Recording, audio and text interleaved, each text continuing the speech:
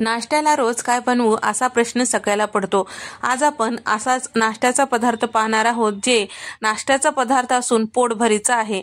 तर हा नाश्त्याचा पदार्थ आपल्याकडे थालपीठ म्हणला जातो, पण हा साऊथ इंडियन पद्धतीचा थालपीठ आहे।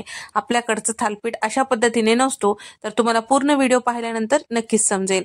यासोबत मस्त चटपटीत चटणी कशी करायची ते सुद्धा पाहणार आहोत। तर या ठिकाणी आता कढईमध्ये 3 चमचे तेल, 1 चमचा जिरे छान फुलू द्यायचं। त्यानंतर इथे मी 3 मध्यम आकाराचे कांदे उभ्या फोडी चिरून घेतलेलं होतं ते टाकून घेतलेलं आहे। 8 ते 10 हिरव्या मिरच्या आणि 5 ते 6 कढीपत्त्याची पानं आणि त्याचबरोबर साधारण 2 इंच इतकं इथे मी हिरवी चिंच टाकून घेतलेली आहे। तर या ठिकाणी आता हे सगळं छान हलकसं रंग चेंज होईपर्यंत परतून घ्यायचे।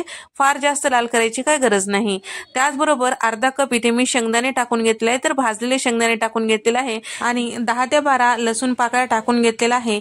तुमच्याकडे भाजलेले शेंगदाणे नसतील तर सुरुवातीला भाजून घेऊन नंतर टाकू शकता।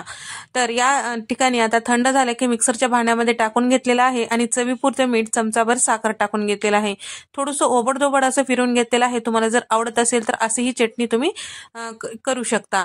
आता मला थोडंसं सैलसर हवं होतं म्हणून मी थोडंसं पाणी टाकून याला थोडंसं आणखीन छान मिक्सरला फिरवून घेतलेलं आहे।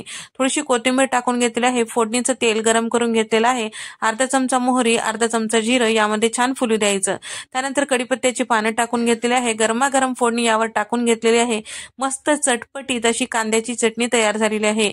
तर ही चटणी तुम्ही पुरी, पराठा, चपाती, भाकरी सोबत आणि शिवाय हे चटणी जी आहे तुम्ही उपम्यासोबत सुद्धा खाऊ शकता किंवा इडली डोसा सोबत सुद्धा खाऊ शकता।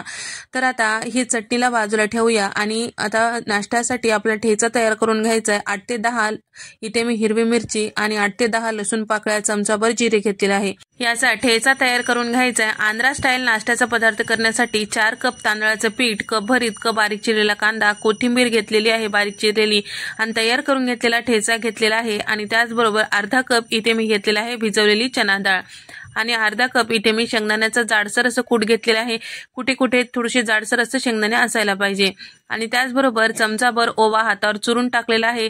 चमचाभर धने पावडर, चवीपुरतं मीठ टाकलेलं आहे। सगळं छान व्यवस्थित मिक्स करून घ्यायचं आहे। त्यानंतर गरजेनुसार पाणी टाकायचं आहे आणि आपल्याला थोडंसं असं पीठ हलकंसं सैलसर असलेलं तिमून घ्यायचं आहे। तर या ठिकाणी या पद्धतीने इथे सगळं पीठ छान असं तिमून घेतलेलं आहे। गरजेनुसार पाण्याचा वापर करून अगदी सैलसर नको किंवा अगदी घट्ट असा नको, कारण यामध्ये जास्तीचा चिकटपणा नसतो, त्यासाठी थोडंसं सैलसर ठेवणं गरजेचं आहे। तर व्हिडिओमध्ये दाखवल्याप्रमाणे इथे मी पीठ तिमून घेतलेलं आहे। आता आपण याचा थालपीठ किंवा आंध्रा स्टाईल नाश्त्याचा पदार्थ तयार करून घेऊया। तर त्यासाठी इथे मी छोटा पिठाचा उंडा घेतलेला आहे आणि त्याचबरोबर आता पॅनमध्ये थोडंसं तेल टाकून घेतलेलं आहे, थोडंसं पसरून घेतलेलं आहे। तर या ठिकाणी या पद्धतीने तुम्ही पॅनवर करू शकता किंवा आपण ज्या पद्धतीने थालपीठ करतो कापडावर त्या पद्धतीने सुद्धा तुम्ही करू शकता, पण असं सोयीस्कर आहे, पटकन तुम्हाला थालपीठ थापता येतो। तर या ठिकाणी जेवढं पातळ हवं आहे तुम्ही ह्या पॅनमध्ये थापू शकता। त्यानंतर मी आता हे सगळं छान असं पैस करून घेतल्यानंतर आता वरतून थोडेसे पांढरे तीळ पैस करून घेतलेलं आहे, थोडंसं दिसायला मस्त दिसते म्हणून, आणि त्याचबरोबर याला छिद्र करून घ्यायचंय। हवं तर तुम्ही यामध्ये तेल टाकू शकता। मी सुरुवातीला थोडंसं तेल ठेवलेलं होतं म्हणून वरतून टाकून घेतलेलं नाही। याच पद्धतीने दुसऱ्या पॅनमध्ये सुद्धा मी थालपीठ करून घेणार आहे। तर अशा पद्धतीने तुम्ही जर पॅनमध्ये करताल तर पटपट तुम्ही 2 थालपीठ एकदा सर्व करू शकता। तर या ठिकाणी आता दुसरं थालपीठ सुद्धा याच पद्धतीने पैस करून घेतलेलं आहे आणि वरतून तीळ लावून घेतलेला आहे। तर पॅनमध्ये पसरते वेळेस तुम्ही हवं तेवढं पातळ पसरू शकता। तर कापडावर थोडंसं जेव्हा आपण उलटवतो तव्यावर वगैरे त्यावेळेस काय होतं, थोडंसं मोडल्यासारखं होतं आणि व्यवस्थित असं पातळ होत नाही असं मला वाटतं। त्यामुळे अशा पद्धतीने एकदा नक्की करून पहा। तर या पद्धतीने केल्यानंतर आता आपल्याला कमी गॅसवर दोन्ही साईडला दोन्ही थालपीठ किंवा हे नाश्त्याचा पदार्थ भाजण्यासाठी ठेवायचं आहे। तर या ठिकाणी आता 1-2 मिनिटानंतर कमी गॅसवर भाजल्यानंतर खालच्या साईडला छान असं भाजून झालेलं आहे। आता याला पलटून घ्यायचं आहे। पलटून घेतल्यानंतर सुद्धा आपल्याला कमी गॅसवर दोन्ही साईडला छान असं भाजून घ्यायचं आहे।